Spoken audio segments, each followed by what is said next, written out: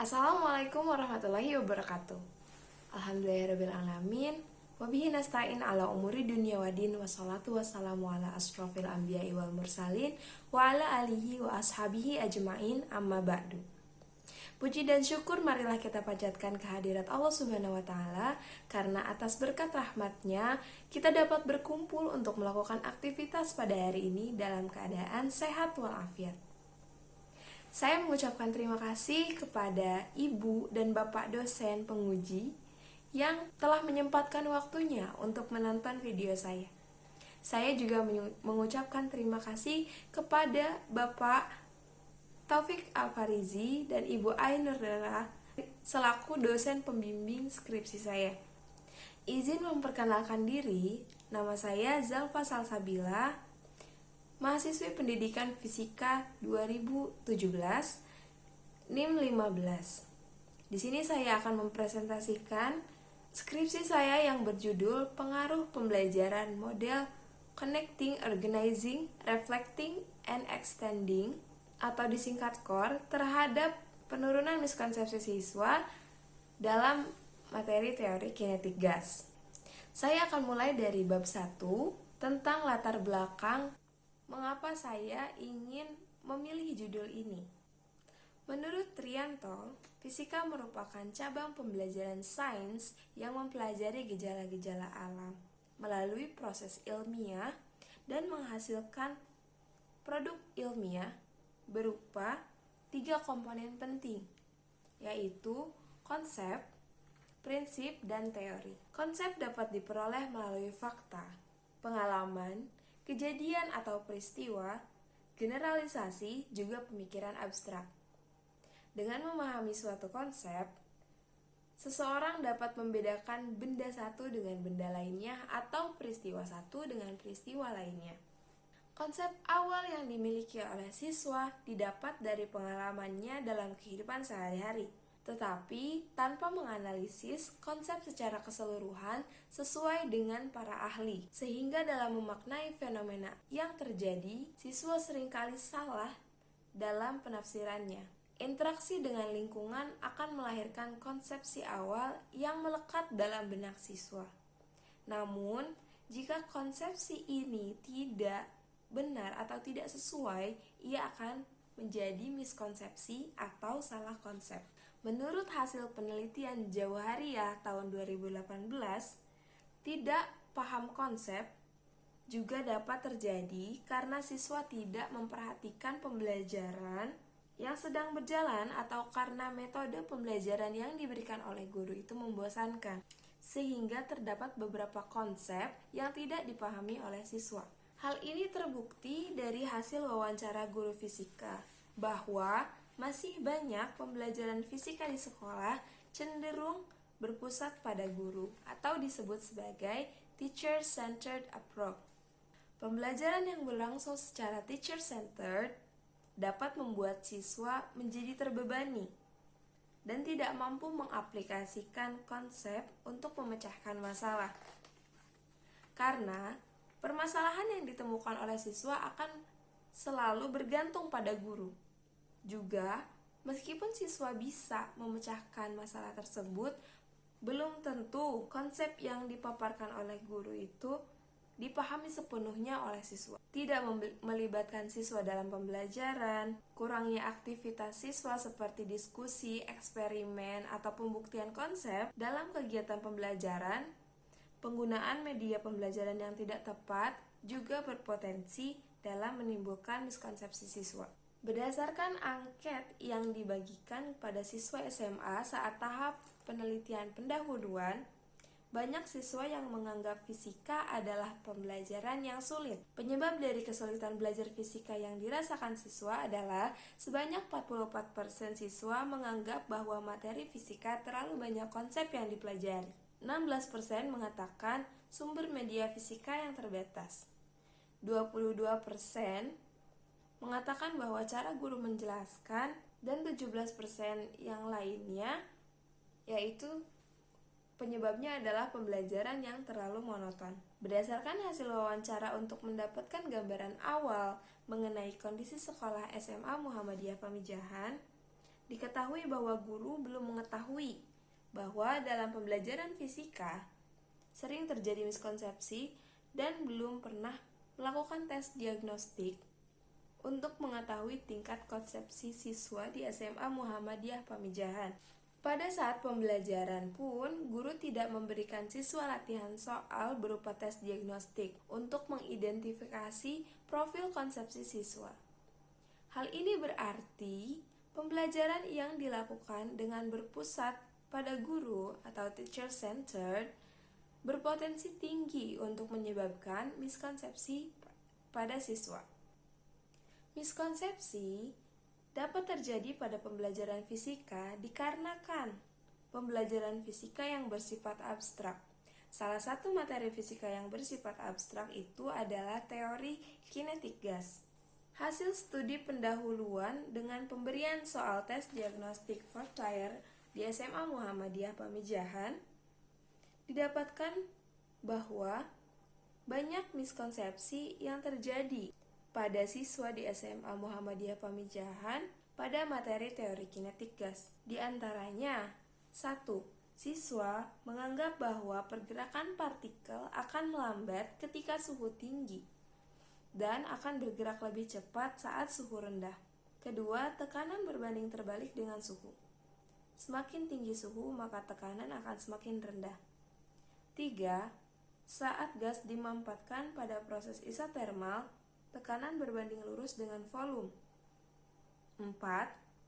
Pada pernyataan yang membutuhkan penyelesaian menggunakan persamaan matematis, ditemukan banyak siswa yang masih keliru dalam menyelesaikan perhitungan persamaan keadaan gas ideal.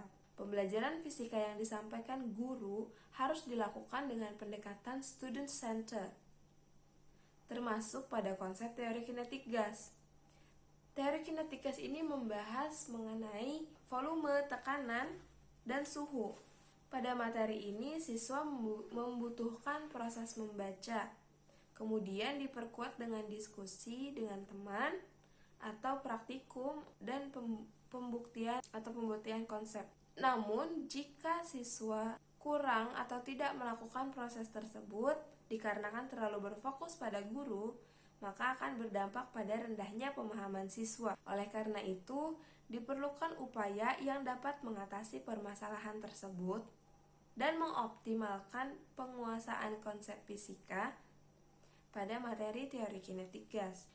Model CORE merupakan akronim dari sintaks model itu sendiri, yaitu connecting, organizing, reflecting, dan extending. Aspek-aspek yang terdapat dalam model CORE akan melatih siswa untuk melakukan berbagai aktivitas yang akan meningkatkan kemampuan pemahaman. Siswa dituntut untuk mampu mendapatkan informasi, menghubungkan berbagai informasi, kemudian menjelaskan di depan kelas dengan cara berdiskusi. Kemudian, merefleksi konsep yang diperoleh siswa dan melakukan berbagai kegiatan untuk memperluas pengetahuan yang telah diperoleh. Selanjutnya adalah rumusan masalah. Berdasarkan latar belakang, saya mendapatkan 3 rumusan masalah dalam penelitian ini. Yang pertama, bagaimana pengaruh model pembelajaran CORE terhadap miskonsepsi peserta didik pada materi teori kinetik gas.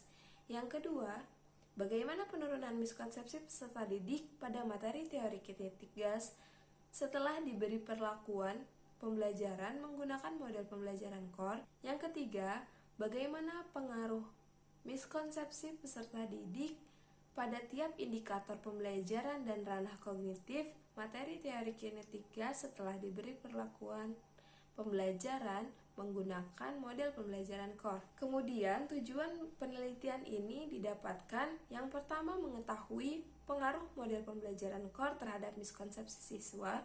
Yang kedua, mengetahui penurunan miskonsepsi peserta didik pada materi teori kinetik gas setelah diberi perlakuan pembelajaran menggunakan model pembelajaran CORE. Yang ketiga, mengetahui penurunan miskonsepsi peserta didik pada tiap indikator pembelajaran dan ranah kognitif materi teori kinetik gas setelah diberi perlakuan pembelajaran menggunakan model pembelajaran CORE. Manfaat penelitian. Terdapat beberapa manfaat dalam penelitian ini.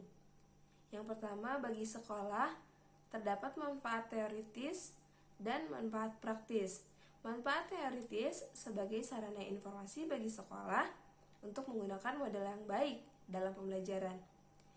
Manfaat praktis adalah memberi referensi dalam meningkatkan kualitas dan proses belajar mengajar. Kemudian yang kedua, bagi peneliti, sebagai ilmu pengetahuan dalam ranah pendidikan. Bagi peneliti lain, menjadi salah satu sumber informasi dan bahan rujukan untuk melakukan penelitian lebih lanjut. Yang keempat, bagi pendidik terdapat dua manfaat, yaitu manfaat teoritis dan manfaat praktis. Manfaat teoritis adalah pertimbangan untuk menggunakan model pembelajaran core untuk mereduksi miskonsepsi pada peserta didik. Kemudian manfaat praktisnya adalah memberikan referensi model pembelajaran untuk diterapkan pada siswa. Selanjutnya, kajian teori.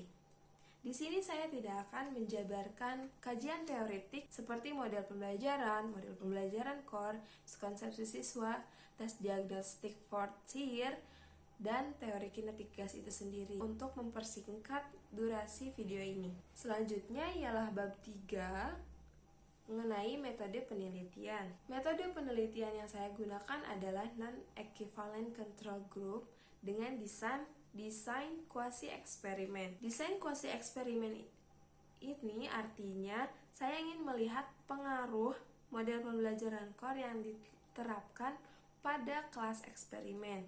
Sedangkan non-equivalent control group artinya saya membutuhkan dua kelas, yakni kelas kontrol dan kelas eksperimen, di mana pemilihan sampel tidak dipilih secara acak. Tempat penelitian skripsi saya adalah SMA Muhammadiyah Pamijahan pada bulan November tahun 2021.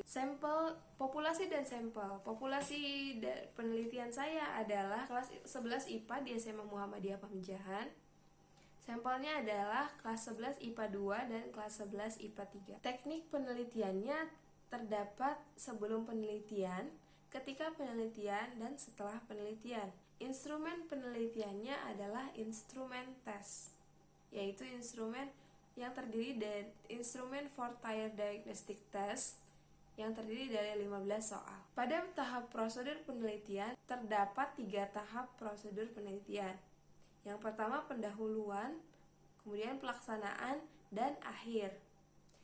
Pada tahap pendahuluan, yang pertama adalah studi pendahuluan. Studi pendahuluan yang saya lakukan adalah mewawancarai beberapa guru fisika di daerah Kabupaten Bogor Barat, termasuk di SMA Muhammadiyah Pamijahan, dan memberikan angket kepada siswa mengenai pembelajaran fisika di kelas. Kemudian saya merumuskan masalah, mengkaji teori, menentukan sampel, menyusun RPP dan instrumen, mengurus perizinan kelayakan instrumen, menguji kelayakan instrumen, menganalisis hasil uji kelayakan instrumen. Pada tahap pelaksanaan dilakukan pretest untuk mengetahui kemampuan awal siswa dan konsepsi awal yang dimiliki oleh siswa sebelum diberikan treatment apapun. Selanjutnya, penerapan model pembelajaran core pada kelas eksperimen dan model pembelajaran konvensional pada kelas kontrol.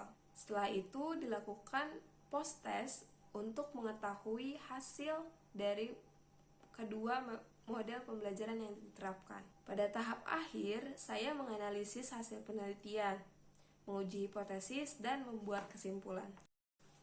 Selanjutnya, uji instrumen tes. Yang pertama adalah validitas dan reliabilitas. Pada uji validitas terdapat 2 jenis, yaitu validitas konstruk dan validitas isi. Pada validitas konstruk, jumlah soal yang pertama kali saya buat adalah sebanyak 22 soal. Namun, persentase validnya hanya 72,7%, yaitu 15 soal saja. Untuk reliabilitas soal nilainya adalah 0,715 yang masuk dalam kategori tinggi. Pada validitas isi, saya menyerahkan kepada judgment expert atau dosen-dosen ahli untuk menguji soal yang telah saya buat, dan hasilnya adalah dengan kategori sesuai. Yang selanjutnya adalah taraf kesukaran dan daya pembeda. Pada daya pembeda, saya mendapatkan 5 kriteria dari baik sekali, baik, cukup, jelek, dan sangat buruk. Untuk baik sekali ada 3 soal dengan persentase 13,6%. Kategori baik ada 5 soal dengan persentase 22,7%. Kategori cukup ada 7 soal dengan persentase 31,8%. Persentase kriteria jelek terdapat 4 soal dengan persentase 18,2%. Kriteria sangat buruk atau harus dibuang ada 3 soal dengan persentase 13,6%. Taraf kesukaran terdapat 2 kriteria, yaitu sukar dan sedang. Soal sukar sebanyak 6 soal, yaitu 27,3%-nya. Pada soal nomor 5, 12, 13, 16, dan 22. Sedangkan soal sedang ada sebanyak 72,7%, yaitu nomor 1, 2, 3, 4, 6, 7, 8, 9, 10, 11, 15, 17, 18, 19, 20, dan 21. Kemudian teknik analisis data. Dalam teknik analisis data terdapat 5 materi. Yang pertama yaitu uji normalitas. Uji normalitas yang saya gunakan adalah Shapiro-Wilk karena sampel penelitian saya kurang dari 100. Kemudian uji hipotesis yang saya lakukan ada menggunakan uji hipotesis Mann-Whitney pada kedua tes, pretest dan posttest. Uji homogenitas saya menggunakan Levene statistik, dan penurunan miskonsepsi saya menggunakan rumus N-gain tetapi diadaptasi untuk mengetahui penurunan miskonsepsi siswa. Dan hasil pretest dan posttest yang dilakukan oleh siswa saya presentasikan dengan menggunakan Microsoft Excel. Pada tahap pretest didapatkan data yang tidak berdistribusi normal pada kedua kelas. Namun pada tahap posttest, data berdistribusi normal baik pada kelas eksperimen maupun kelas kontrol. Pada uji homogenitas menggunakan statistik Levene atau Levene statistik, didapatkan bahwa data homogen karena nilai signifikasi lebih dari 0,05. Uji hipotesis yang digunakan pada tahap pretest maupun posttest adalah uji Mann-Whitney. Pada tahap posttest, nilai signifikasi yang didapat adalah 0,705. Nilai yang lebih besar dari 0,05 berarti tidak terdapat perbedaan miskonsepsi atau kemampuan awal pada kelas eksperimen dan kelas kontrol. Sedangkan pada tahap posttest, nilai signifikasinya adalah 0,008, yang berarti terdapat perbedaan kemampuan pada kedua kelas setelah diberi perlakuan. Untuk mengetahui nilai penurunan miskonsepsi tersebut, digunakan rumus adaptasi dari rumus N-gain. Untuk hasil pretest dan posttest, saya menggunakan Microsoft Excel. Selanjutnya adalah ukuran penyebaran data pretest dan posttest. Didapatkan nilai skor yang berbeda pada pretest dan posttest kelas eksperimen dan kelas kontrol. Di sini saya mencantumkan 4 kriteria konsepsi atau persentase konsepsi siswa. Terlihat pada tahap pretest, persentase miskonsepsi siswa tidak jauh berbeda, di mana miskonsepsinya pada kelas eksperimen dan kontrol sama-sama 41%. Kriteria paham konsep, kelas eksperimen 13% dan kelas kontrol 12%. Paham sebagian konsep, kelas eksperimen 13%, kelas kontrol 18%. Tidak paham konsep, kelas eksperimen 32% dan kelas kontrol 30%. Tidak jauh berbeda antara kelas kontrol dan kelas eksperimen pada tahap pretest ini. Tetapi pada tahap post-test, bisa kita lihat bahwa perbedaannya cukup signifikan, di mana presentase miskonsepsi kelas eksperimen jauh lebih kecil atau jauh lebih besar penurunannya dibandingkan kelas kontrol. Kemudian, kriteria paham konsep kelas eksperimen meningkat sangat signifikan dibandingkan dengan kelas kontrol. Untuk kriteria paham sebagian konsep, nilai yang lebih besar memang terdapat pada kelas kontrol, dan tetapi pada kriteria tidak paham konsep, penurunan nilai tidak paham konsep ini lebih tinggi pada kelas eksperimen. Pada kelas eksperimen, terdapat 2 orang siswa dengan kategori tinggi yang mengalami penurunan miskonsepsi. Sedangkan pada kelas kontrol tidak terdapat siswa yang mengalami penurunan miskonsepsi kategori tinggi. Pada kategori sedang, 13 siswa kelas eksperimen mengalami penurunan miskonsepsi dan 7 orang siswa kelas kontrol mengalami penurunan miskonsepsi pada kategori sedang. 25 orang siswa kelas eksperimen mengalami penurunan miskonsepsi kategori rendah, dan 33 orang siswa kelas kontrol mengalami penurunan miskonsepsi kategori rendah. Secara keseluruhan, nilai penurunan miskonsepsi pada kelas eksperimen jauh lebih besar atau lebih tinggi dibandingkan kelas kontrol. Kelas eksperimen mendapat kategori penurunan sedang dan kelas kontrol mendapat kategori penurunan rendah. Nilai signifikasi yang didapat tentunya lebih tinggi pada kelas eksperimen. Hal ini dikarenakan kelas eksperimen diberikan pembelajaran dengan model pembelajaran core. Tahap-tahap pembelajaran core memiliki tujuan yang jelas untuk mengatasi miskonsepsi. Sedangkan pada kelas kontrol digunakan metode konvensional. Baik pada tahap pretest dan posttest diberikan soal yang sama dengan jumlah yang sama. Berdasarkan nilai penurunan miskonsepsi yang didapat, maka yang mempengaruhi nilai akhir adalah model pembelajaran core, di mana siswa diajak mengkonstruksi pengetahuannya sehingga konsep yang benar dapat melekat kuat dalam pikiran mereka.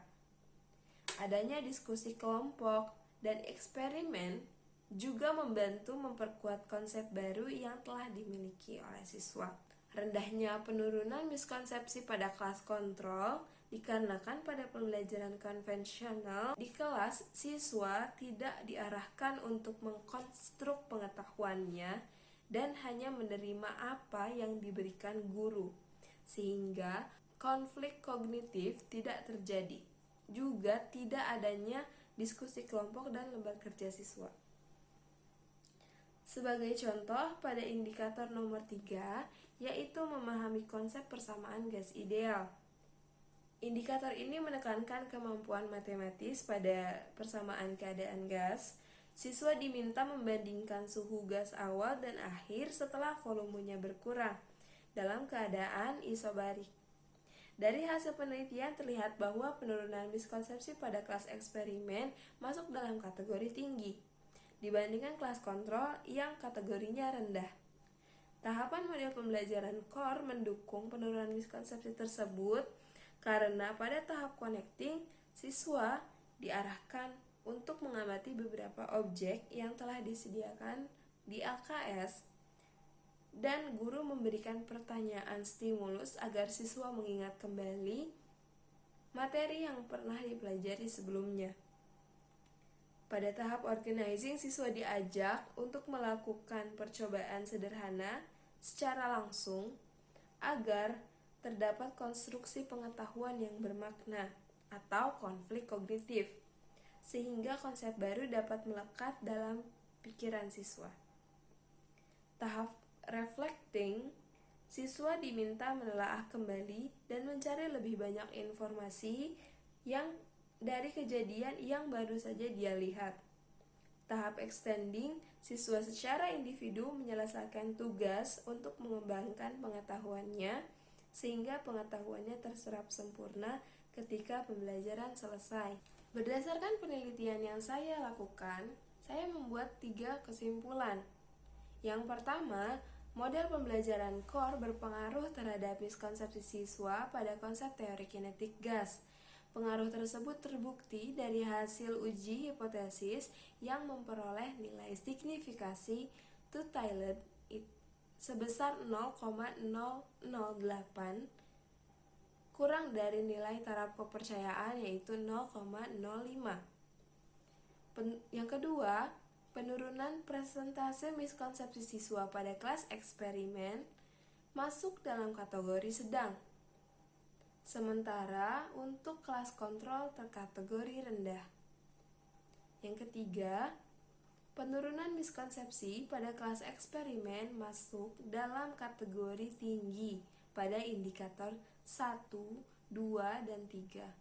Kategori sedang pada indikator 4 dan 7, dan kategori rendah pada indikator 5, 6, 8, 9, 10, 11, dan 12. Siswa tidak mengalami penurunan miskonsepsi pada indikator 8. Untuk ranah kognitif, untuk penurunan miskonsepsi masuk kategori sedang pada ranah kognitif C2 dan C4, sedangkan kategori rendah pada ranah kognitif C3, C5, dan C6. Saran yang dapat saya berikan dalam penelitian ini, yang pertama, model pembelajaran core dapat menjadi referensi pembelajaran di sekolah. Yang kedua, guru maupun peneliti yang akan menggunakan model pembelajaran core hendaknya mengatur alokasi waktu yang baik. Pada tahap extending, sebaiknya lebih diperhatikan siswa yang belum paham atau yang kurang paham dan diarahkan pengerjaan soalnya jika diperlukan. Yang keempat, melakukan wawancara pada setiap siswa dan guru untuk mengetahui lebih pasti penyebab terjadinya miskonsepsi. Dengan pemberian saran tadi, tibalah kita di akhir video. Terima kasih saya ucapkan sekali lagi kepada Bapak dan Ibu dosen penguji. Terima kasih banyak. Wassalamualaikum warahmatullahi wabarakatuh.